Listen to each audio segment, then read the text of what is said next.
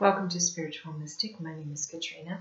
This is your Oracle reading for May 24th, 2018. The card for today is the Swan Queen. And I want to remind you, I'm using the Wisdom from the Hidden Realms Oracle deck. This is not saying or giving you any insight to a swan being your spirit animal or spirit totem, or even having a divine message for you, other than the Swan Queen gives you a perception that she wants you to have about the world around you. When a swan glides across the water almost doesn't move at all. The swan does not cause a lot of ripples when it moves through the water because of the graceful, slow, almost meditative way that it maneuvers through water. And that is her message. It's transformation, intuition, and patience. Now, let's start with patience and work backwards. I will be the first one to admit patience is a virtue I will never suffer from.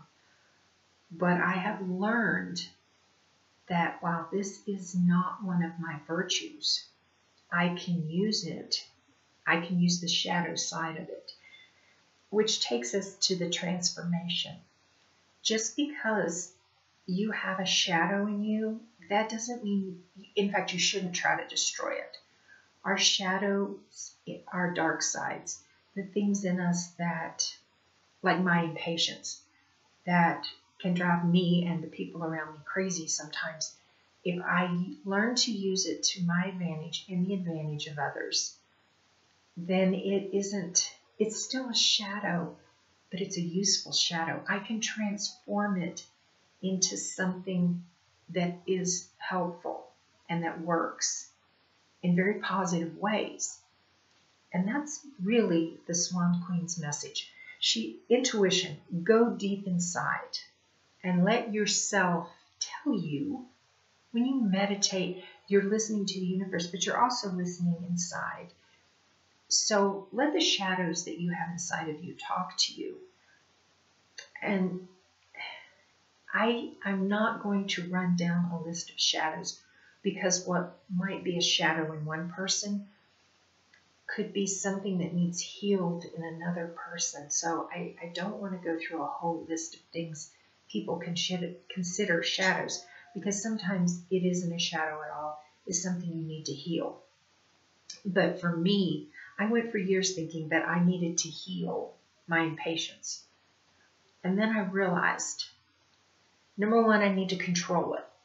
And then I need to see what's useful about it. And it came to me. I mean, seriously, like somebody turning on a light. I'm great in an emergency. When something needs to be taken care of immediately, quickly, and everyone else is wandering around, what do we do? What do we do? What do we do? I've already done it.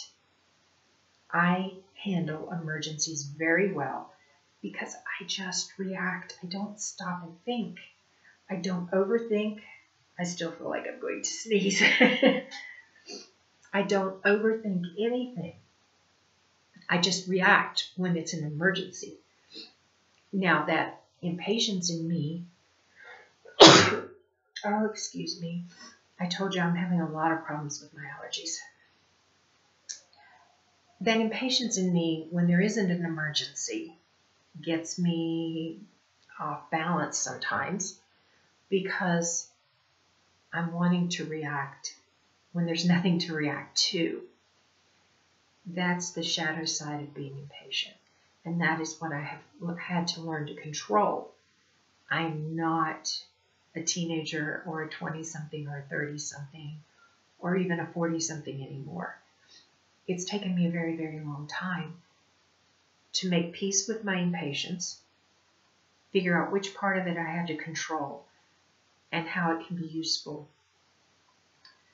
That's what the Swan Queen wants you to do with your shadows, with the deep darkness inside of you. And swans are beautiful animals, and they glide through the water, leaving almost no ripples at all. That's what we need to do with the shadow selves of our side of ourselves. If you want help with this or any of the services I offer, the link for my website is on the video. Have a great day, and I will see you tomorrow.